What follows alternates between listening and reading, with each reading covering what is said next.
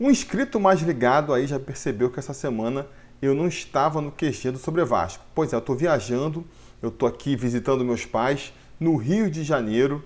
E aí, antes que você pergunte, eu já aviso.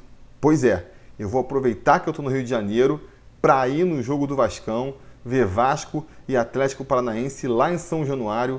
Faz, eu acho, pelas minhas contas aqui, mais de 10 anos que eu não vou em São Januário, mas nesse domingo eu vou voltar a pisar em solo sagrado. E para contar o que eu espero do jogo, o que eu acho que eu vou ver lá em São Januário, é que eu estou fazendo esse vídeo aqui, mas isso só depois da abertura.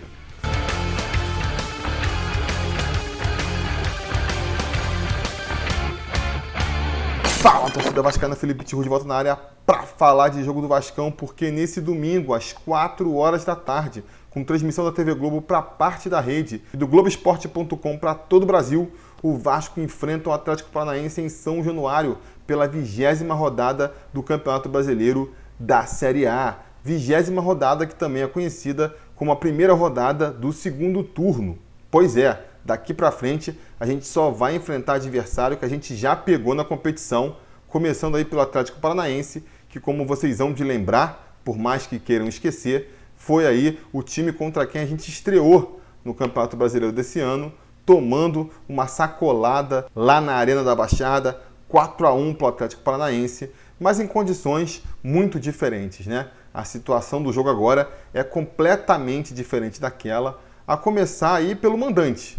Naquele jogo, o Atlético Paranaense era o mandante, agora quem são os mandantes somos nós, e isso faz toda a diferença, principalmente se tratando de Atlético Paranaense e Vasco, que são dois times muito caseiros, que estão se mostrando muito caseiros nessa competição. O Atlético Paranaense fez 70% dos seus pontos na competição jogando em casa e o Vasco também fez próximo disso, 65%. Para falar a verdade, a campanha dos dois é bem parecida, né? Pode até parecer estranho falar isso, porque o Atlético Paranaense ele passou a competição inteira lá na parte de cima da tabela, olhando para a parte de cima, e o Vasco foi conseguir aí sua melhor posição no campeonato justamente agora, na última rodada do primeiro turno, né? Ali um modesto 12º lugar. Mas a verdade é que se você for olhar na tabela, a campanha dos dois times é bem parecida. A gente tem ali o Atlético Paranaense em 11º lugar com 26 pontos e logo abaixo vem o Vasco com 23 pontos em 12º lugar. O desempenho deles fora de casa é bem parecido. O Atlético tem 2 vitórias e 2 empates fora de casa. É o mesmo aproveitamento do Vasco, também tem 2 vitórias e 2 empates fora de casa. A única diferença é que o Atlético jogou mais jogos fora do que o Vasco. O Atlético fez 10 jogos fora de casa, portanto perdeu 6 vezes fora de casa, e o Vasco fez só 9, perdeu só 5. Então, o aproveitamento do Vasco fora de casa ainda é melhor do que o do Atlético. Se você quer saber o quão ruim é o Atlético fora de casa, tá aí. O Atlético consegue ser pior fora de casa do que o Vasco. A diferença entre os dois clubes fica mesmo nos jogos dentro de seus domínios. Por um lado, a gente tem o Atlético com 6 vitórias dentro de seus domínios e o Vasco conseguiu só 4 vitórias, mas conseguiu também 3 empates, então daí vai a diferença de 3 pontos que separa os dois na tabela.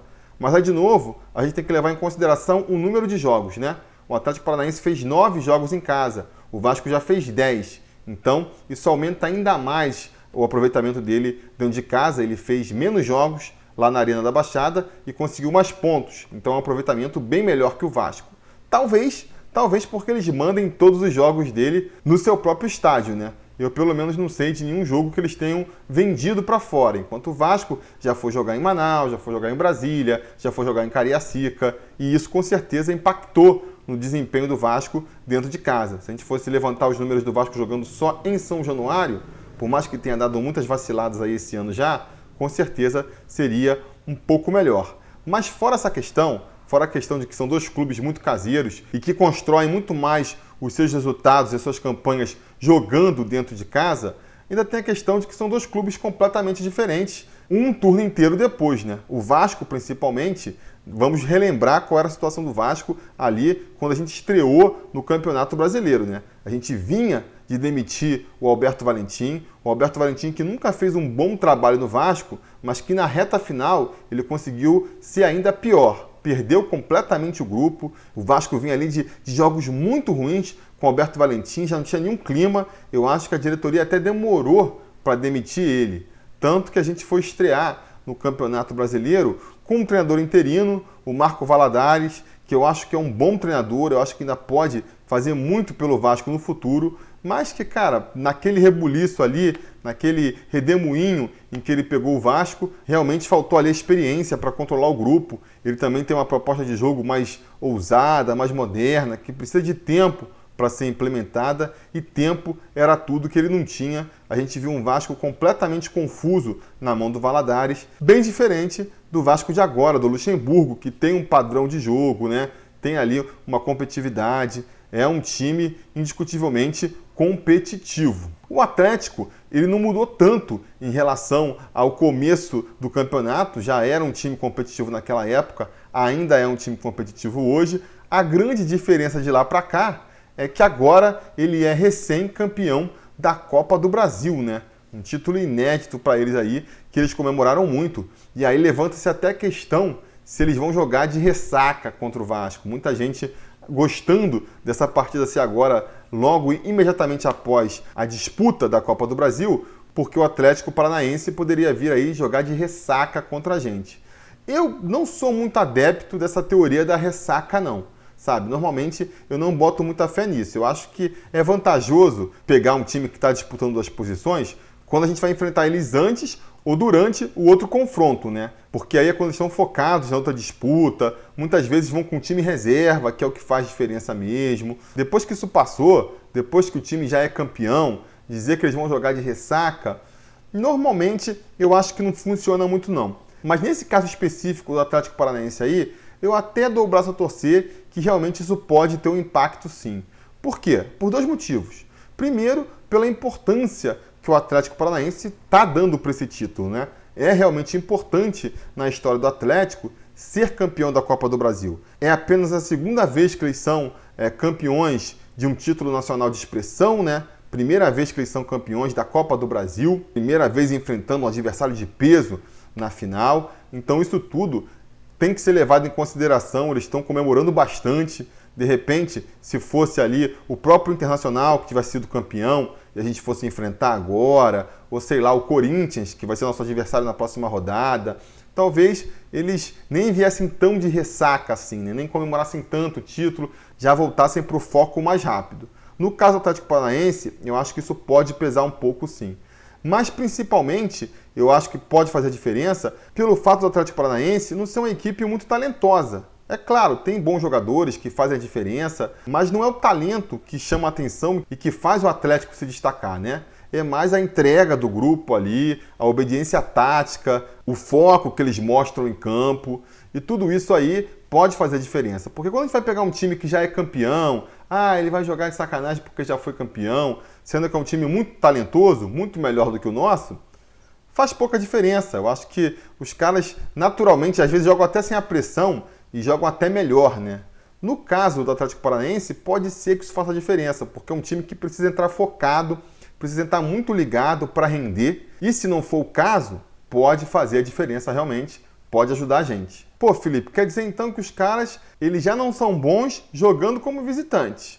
Vão vir de ressaca aí, né? Não vão vir desfocados. Então, amigo, esse jogo tá fácil pro Vascão. É essa a sua impressão? Não necessariamente, não necessariamente. Na verdade, a minha grande dúvida para essa partida é justamente como o Atlético Paranaense vai encarar ela. Porque ele pode realmente encarar ela assim, de uma maneira mais despretensiosa, vamos dizer assim, porque a gente sabe que joga mal fora de casa, estamos de ressaca, já conseguimos a classificação para a Libertadores, né? Então estamos aqui nesse campeonato meio sem disputar nada, pode vir escalando até reservas, muito provavelmente vai vir uma equipe mista aí, inclusive, aí faz diferença, né? Esse tipo de ressaca, indiscutivelmente, faz diferença. Quando você deixa de escalar o time titular, aí, por melhor que seja o reserva, ele sempre está na reserva por um motivo, porque o titular é melhor. Então já seria uma ajuda para a gente também. Agora, o meu medo é que tudo isso faça o Atlético Paranaense, de repente, vir conformado com o empate. Então, cara, a gente tá de ressaca, a gente não sei o quê.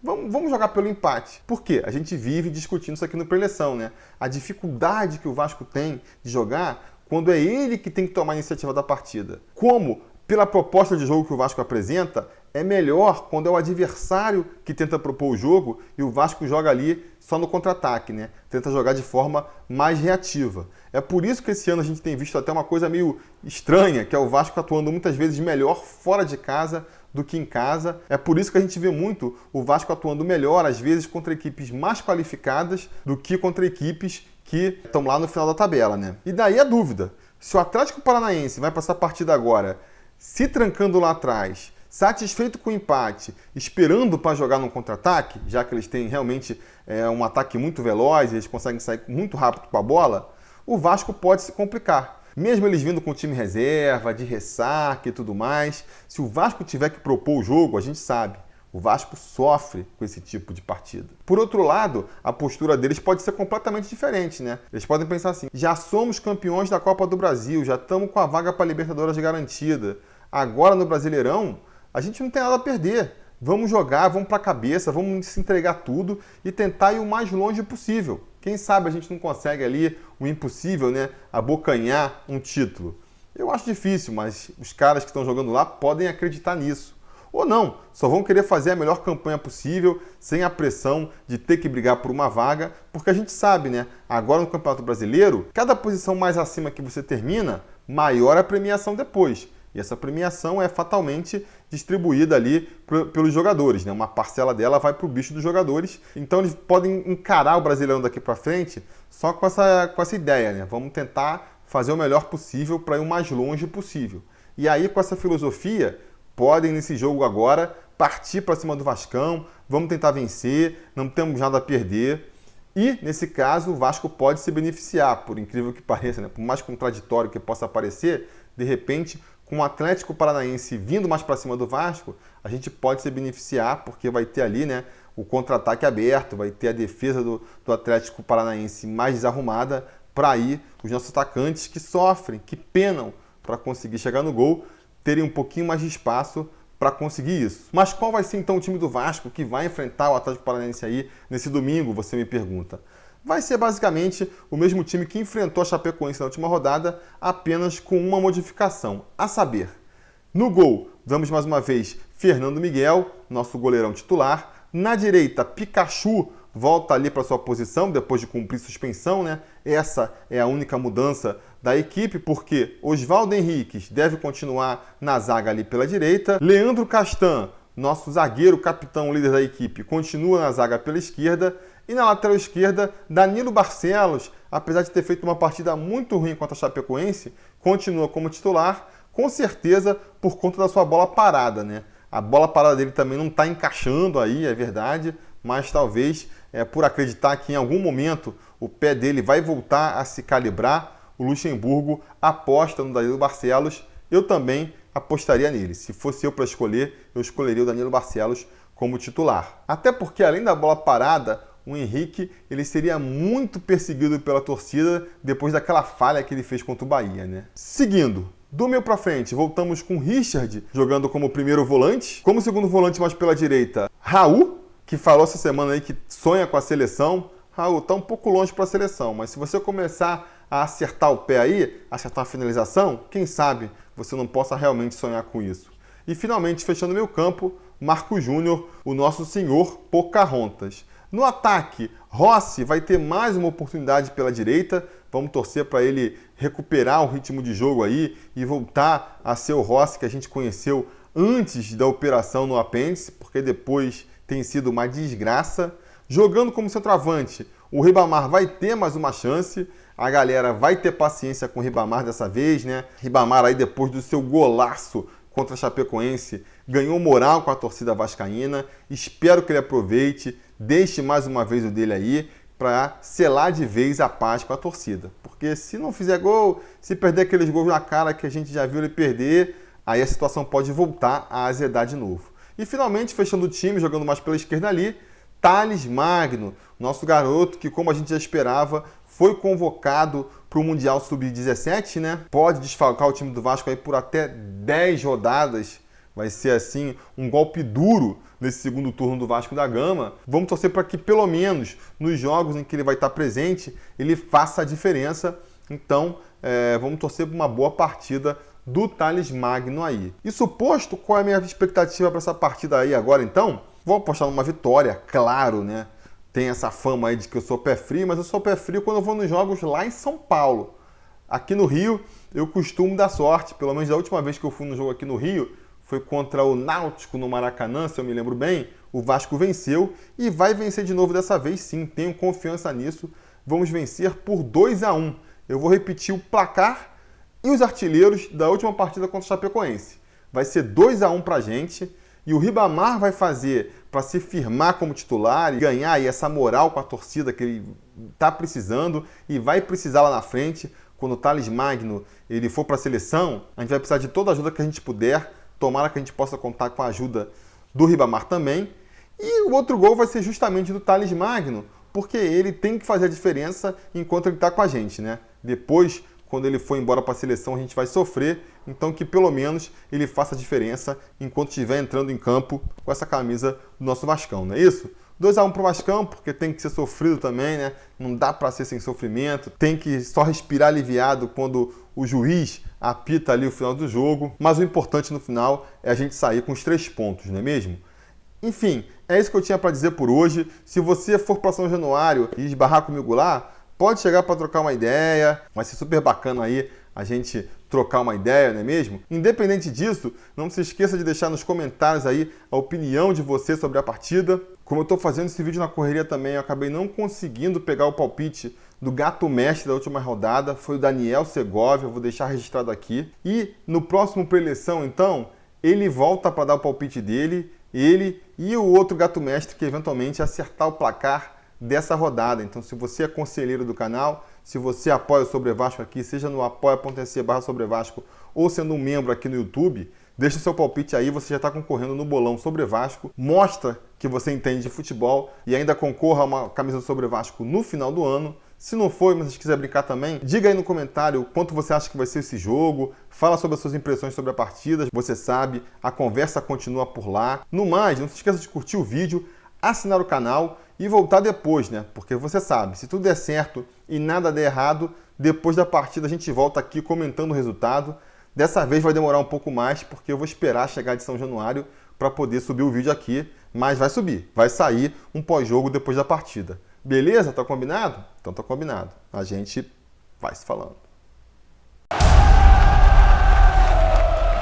A realização desse vídeo só foi possível graças ao apoio inestimável dos conselheiros do Sobre Vasco. Ajude você também ao Sobre Vasco continuar no ar, se tornando um apoiador em apoia.se/sobrevasco ou sendo um membro do canal aqui no YouTube.